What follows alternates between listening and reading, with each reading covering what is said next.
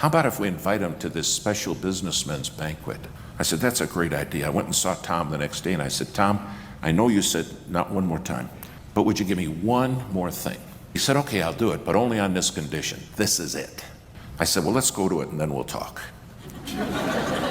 We went to the banquet, Pastor. It was a great night. And it got time for the speaker to stand up. I have never heard anybody so confused and disorganized and a complete lack of eloquence as this speaker. He got up in front of all these men and he started by saying, I've never done this before, and I don't think they should have asked me to do this. And he repeated that 3 times. Then he got into his notes and he kept getting confused. And when he was going through his notes, a little bit of wind came across and they flew off on the floor. And he said, oh no, I'll never get them organized again. So I'll just have to read them in the order that I pick them up.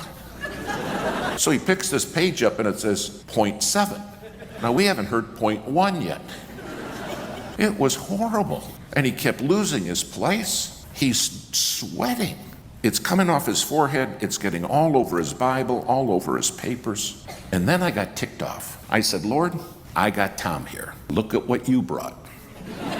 Well, finally, it says in the thing, he's supposed to speak for 22 minutes. He spoke for an hour plus. Finally, the host says, let's conclude it now. He said, okay, bow your heads. And he said, here's what I want to ask you. If you don't want to go to hell, and you know God ought to put you in hell, hold your hand up. When he said, hold your hand up, 400 men held their hands up, including Tom. I'm looking at him and I'm thinking, you don't understand. You probably think we're voting to get out of here or something. He said, it's obvious you don't understand what I was saying. Take your hands down. And I thought, don't say that. It takes forever to get them up.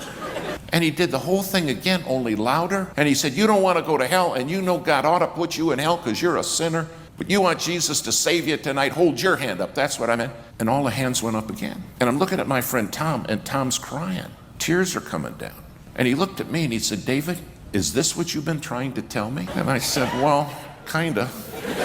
Maybe not exactly, but kinda. That night, just under 500 men came to the altar and got saved. When it was all done, this young man, the speaker, came up to me and he said, Brother Gibbs, I'm no good at this. I told God, if I don't have your power, I got nothing.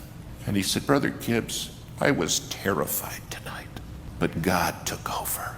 Pride makes us think we can do it. And if I just had your help a little bit, Lord, we could do a lot. And God says, stop it. Draw nigh to God, and he'll draw nigh to you.